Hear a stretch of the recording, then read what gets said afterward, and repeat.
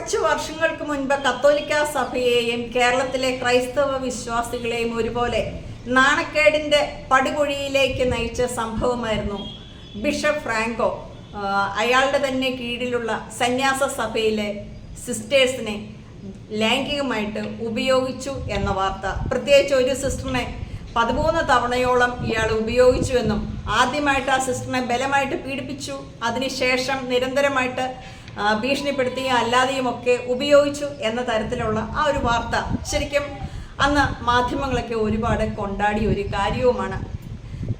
ഈ ഒരു വിഷയത്തിൽ ഫ്രാങ്കോയെ പോലെ ഒരാൾ ഒരിക്കലും അത് ചെയ്യില്ല എന്നും സിസ്റ്ററാണ്, അതായത് പരാതി ഉന്നയിച്ച സിസ്റ്ററാണ് കുറ്റക്കാരി എന്ന തരത്തിലൊക്കെ പൊതുസമൂഹം വലിയ ചർച്ച നടത്തി.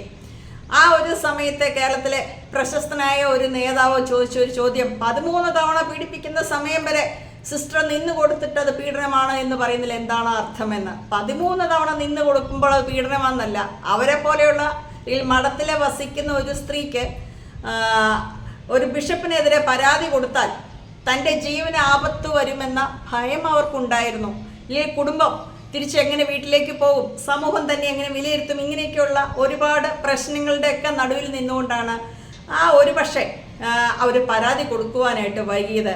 എന്നാൽ ഇവരെ നിരന്തരം അവമാനിച്ചും അവരെ കൊന്നുകളയുമെന്ന് വരെ ഭീഷണിപ്പെടുത്തി വല്ലാത്ത മാനസിക സംഘർഷങ്ങളിലൂടെ തള്ളിവിട്ട ആ ഒരു സമയത്ത് സിസ്റ്ററും അവരുടെ ഒപ്പം ഉണ്ടായിരുന്ന സഹപ്രവർത്തകരും കൂടെ അല്ലെങ്കിൽ മറ്റ് സിസ്റ്റേഴ്സൂടെ ഇതിനെതിരെ കാര്യമായിട്ട് പ്രതികരിക്കുവാൻ തീരുമാനിക്കുകയും പരാതി നൽകുകയും ചെയ്തു. അതിലുപരി ഈ ഒരു വിഷയത്തെ കൂടുതൽ ജനങ്ങളിലേക്ക് എത്തിച്ച സംഭവം എന്ന് പറയുന്നത് സിസ്റ്റേഴ്സ് നടത്തിയ ഈ ഒരു സമരത്തിന് പൊതുജനങ്ങളുടെ വല്ലാത്ത പങ്കാളിത്തമുണ്ടായിരുന്നു, പൊതുജനങ്ങളുടെ സപ്പോർട്ട് ലഭിച്ചു.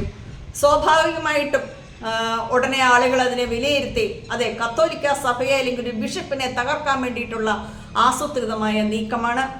ജലന്ധർ രൂപതയുടെ ബിഷപ്പായിരുന്ന ഫ്രാങ്കോയ്ക്ക് ചില രാഷ്ട്രീയ ഇടപാടുകൾ അല്ലെങ്കിൽ ഒരു BJP ആയിട്ട് അതിര് കടന്ന ബന്ധമുണ്ട്, ഇല്ലെങ്കിൽ ചില പൊളിറ്റിക്കൽ ഇഷ്യൂസിൻ്റെ പുറകിലുള്ള ഹിഡൻ അജണ്ടയാണ് അയാളെ താഴെ ഇറക്കാൻ വേണ്ടിയിട്ട് ഇങ്ങനെ കാണിച്ച കാര്യമാണ്. ഇങ്ങനെയൊക്കെയുള്ള ഒരുപാട് ആരോപണങ്ങൾ ബിഷപ്പിനെ അല്ലെങ്കിൽ ഫ്രാങ്കോയെ സംരക്ഷിക്കുവാനായിട്ട് ആളുകൾ പടച്ചിറക്കി, പണം ധാരാളമായിട്ട് ഒഴുകി, പീഡനത്തിന് ജയിലിൽ പോയി കിടന്നതിന് ശേഷം തിരിച്ചിറങ്ങി വന്ന ഈ ഫ്രാങ്കോയെ സ്വീകരിക്കാൻ സിസ്റ്റേഴ്സ് തന്നെ പൂമാലയും പൂക്കളും പുഷ്പവൃഷ്ടിയൊക്കെ നടത്തി മഠത്തിൽ അല്ലെങ്കിൽ രാജകീയമായിട്ട് എഴുന്നള്ളിക്കുന്ന കാഴ്ചകളൊക്കെ നമ്മൾ കണ്ടു.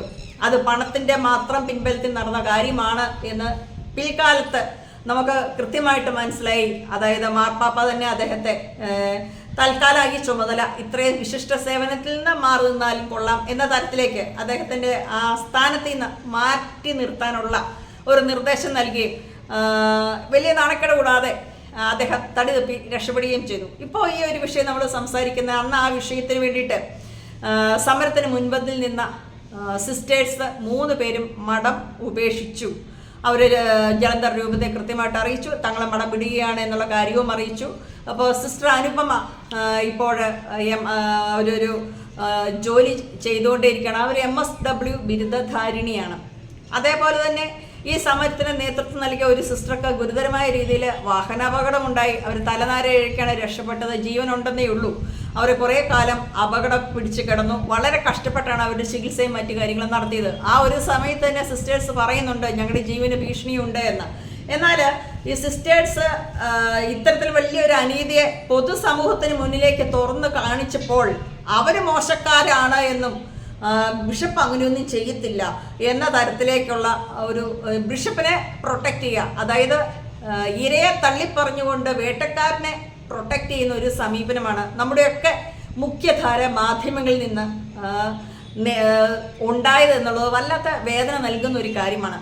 ഇപ്പോഴും സിസ്റ്റർ അനുപമ മഠം വിട്ടപ്പോൾ അതിനെ കുറിച്ച് വാർത്ത വന്നപ്പോൾ പലരും പറയുന്നത് ഇത് നേരത്തെ ചെയ്യേണ്ടതായിരുന്നു, ഇവളില്ലേലും മഠത്തിൽ നിൽക്കത്തില്ല, എന്തിനാണ് ഇങ്ങനെ ബിഷപ്പിനെ മോശക്കാരിയാക്കിയതെന്ന്. ഇതോടൊപ്പം നമ്മൾ ചേർത്ത് വായിക്കേണ്ട ചില കാര്യമുണ്ട്. നമ്മുടെ അഭയ കേസ്, അതുപോലെ വിവിധ സാഹചര്യങ്ങളിൽ കേരളത്തിലെ വിവിധ മഠങ്ങളിലായിട്ട് ദുരൂഹ സാഹചര്യത്തിൽ മരണപ്പെട്ട ഒരുപാട് സിസ്റ്റേഴ്സ് ഉണ്ട്. ഇവരുടെ മരണമൊന്നും നമ്മൾ ചർച്ച ചെയ്യുന്നില്ല, ദുരൂഹ സാഹചര്യത്തിൽ മരണപ്പെട്ടു. ഈ ബിഷപ്പ് ഫ്രാങ്കോയുടെ കേസുമായിട്ട് നിൽക്കുന്ന ആ ഒരു സാഹചര്യത്തിൽ തന്നെ ബന്ധപ്പെട്ട് ഉയർന്ന മറ്റു ചില വിവാദങ്ങളുണ്ടായിരുന്നു. പാലാ സ്വദേശിയായ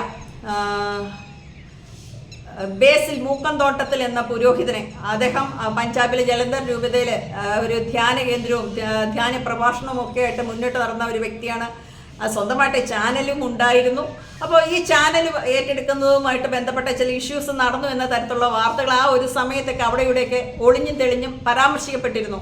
എന്തായാലും അദ്ദേഹത്തെ പൗരോഹിത്യ വൃത്തിയിൽ നിന്ന് ഇദ്ദേഹം വിലക്കുന്ന തരത്തിലേക്ക് വരെ ഇവർ തമ്മിലുള്ള ആഭ്യന്തര സംഘർഷം വളർന്നു എന്നാണ് അക്കാലങ്ങളിലൊക്കെ അവിടെ ഇവിടെയുമൊക്കെ വന്ന അല്ലെങ്കിൽ പ്രചരിച്ചിരുന്ന ചില വാർത്തകൾ.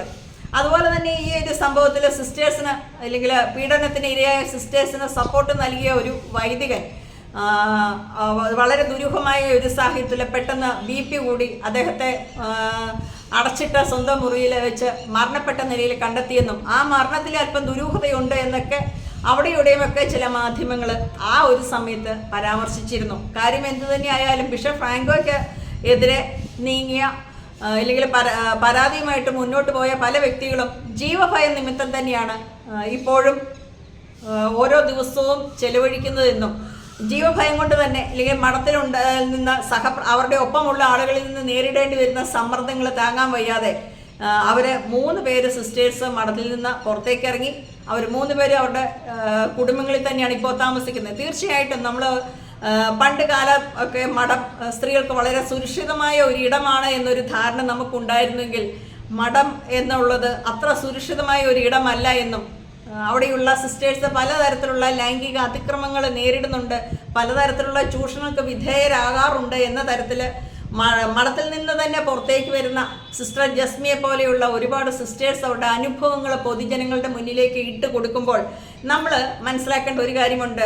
എവിടെയാണെങ്കിലും സ്ത്രീ സുരക്ഷിതയല്ല, അത് കുടുംബത്തിലാണെങ്കിലും മഠത്തിനുള്ളിലാണെങ്കിലും അവനവൻ്റെ സുരക്ഷിതത്വം അവനവൻ്റെ കാര്യങ്ങളുമൊക്കെ അല്ലെങ്കിൽ പച്ചമലയാളത്തിൽ പറഞ്ഞാൽ മഠത്തിലെ അമ്മ കന്യകയായിരിക്കണം, ഇല്ലെങ്കിൽ കന്യാത്വത്തിൻ്റെ ഒരു പ്രതീകമായിട്ടാണ് നമ്മളൊക്കെ കണക്കാക്കുന്നെങ്കിൽ ഈ കന്യാത്വം കാത്തു സൂക്ഷിക്കണമെങ്കിലും മഠത്തിലെ അമ്മമാർ ഒരുപാട് കടമ്പകളിലൂടെ കടന്നു പോകേണ്ട ഒരു അവസ്ഥയിലാണ് എന്ന് സൂചിപ്പിക്കുന്ന തരത്തിലുള്ള വാർത്തകളൊക്കെയാണ് പലപ്പോഴും മഠം വിട്ടിട്ട് വന്നിട്ടുള്ള അല്ലെങ്കിൽ പുറത്തിറങ്ങിയ സിസ്റ്റേഴ്സിൻ്റെ ബുക്കുകളിൽ നിന്നൊക്കെ നമുക്ക് മനസ്സിലാകുന്നത്. എന്ത് തന്നെയാണെങ്കിലും നമ്മൾ മനസ്സിലാക്കേണ്ട കാര്യം മഠം വിട്ടു ഇറങ്ങി എന്ന പേരിൽ ഇവരെ ക്രൂശിക്കാനല്ല, ഇവർക്ക് നൽകേണ്ട സപ്പോർട്ട് നൽകുക. അവർ മാന്യമായിട്ട് ജീവിതത്തിലേക്ക് തിരിച്ചു വരട്ടെ, സന്തോഷകരമായിട്ട് ആരെയും പേടിക്കാതെ ആരുടെയും ചൂഷണത്തിന് നിന്ന് കൊടുക്കാതെ ആത്മാഭിമാനത്തോടെ ഇനിയുള്ള കാലം തങ്ങളുടെ ജീവിതം സമൂഹത്തിനായിട്ട് ചെലവഴിക്കാൻ തന്നെ അവർക്ക് കഴിയട്ടെ. അതിനു വേണ്ടുന്ന ഒരു പിന്തുണയാണ് നമ്മൾ നൽകേണ്ടത്. അല്ലാതെ മഠത്തിൽ നിന്ന് ഇറങ്ങിപ്പോകുന്നു എന്ത് സാഹചര്യമാണെന്ന് ഈ ലോകത്തിന് മുഴുവൻ അറിയാം, പൊതുജനങ്ങൾക്ക് മുഴുവൻ അറിയാം. പക്ഷേ ഇപ്പോഴും കഴിഞ്ഞ ദിവസം ഉൾപ്പെടെയുള്ള മനോരമ ഉൾപ്പെടെയുള്ള പല മാധ്യമങ്ങളിലും വന്നിരിക്കുന്ന വാർത്ത ഇന്നും ബിഷപ്പിനെ സപ്പോർട്ട് ചെയ്തുകൊണ്ടാണ്. ബിഷപ്പ് എന്ന് പറയാൻ പറ്റില്ല, എക്സ്, അതായത് മുൻ ബിഷപ്പായ ഫ്രാങ്കോയെ സപ്പോർട്ട് ചെയ്തുകൊണ്ടാണ്. അല്ലാണ്ട് സ്ത്രീകളുടെ വശം അല്ലെങ്കിൽ സിസ്റ്റേഴ്സ് എന്ന് അവിടെ അനുഭവിച്ചത് ആ ക്രൂരപീഡനം, അതിൽ നിന്ന് അതായത് തങ്ങളുടെ ഒരു സഹപ്രവർത്തകൻ നേരിടേണ്ടി വന്ന ക്രൂരപീഡനം കണ്ടും മടുത്തിട്ട് സമാനമായ അവസ്ഥയിലൂടെ പലർക്കും ഇത്തരത്തിലുള്ള ദുര്യോഗം വന്നിട്ടുണ്ട് എന്ന് മനസ്സിലാക്കിയിട്ട് പ്രതികരിച്ചവരാണ്. അവരെ കുറ്റപ്പെടുത്താനാണ് നമ്മൾ ഇപ്പോഴും ശ്രമിക്കുന്നത്. എന്തു തന്നെയാണെങ്കിലും സിസ്റ്റേഴ്സ് എടുത്ത തീരുമാനം വളരെ മികച്ചതാണ്. അവരുടെ കുടുംബം അവർക്ക് നൽകിയ പിന്തുണയും വളരെ മികച്ചതാണ്. ആ ഒരു സമയത്ത് സമരത്തിന് മുൻപന്തിയിൽ നിന്ന് സിസ്റ്റേഴ്സിന് എല്ലാ സപ്പോർട്ടും നൽകിയ പൊതുജനങ്ങളുണ്ട്. സപ്പോർട്ട് നൽകിയ പൊതുജനങ്ങളുടെയൊക്കെ ഒരു ധാർമ്മിക പിന്തുണ, മാനസികമായ സപ്പോർട്ടൊക്കെ അവർക്ക് ഇനി വരും കാലങ്ങളിൽ ജീവിക്കാനുള്ള ഒരു പ്രചോദനമായിട്ട് മാറുകയാണ് ചെയ്യുന്നത്. ഇപ്പോൾ നമ്മൾ മഠത്തിലേക്കൊക്കെ പെൺകുട്ടികളെ വിടുമ്പോൾ പണ്ട് ഉള്ളതുപോലെ അല്ല മഠമെന്ന്, അല്ലെങ്കിൽ നമ്മൾ ധരിച്ചു വെച്ചിരിക്കുന്നതിൽ നിന്നും വ്യത്യസ്തമായ ചില കാര്യങ്ങളും ഇതിനുള്ളിൽ നടക്കുന്നുണ്ട് എന്ന ഒരു അവയർനെസ് നൽകാൻ വേണ്ടിയിട്ട് ഇവരുടെയൊക്കെ ജീവിതം ഉപകരിക്കും എന്നതിൽ യാതൊരു തർക്കവുമില്ല.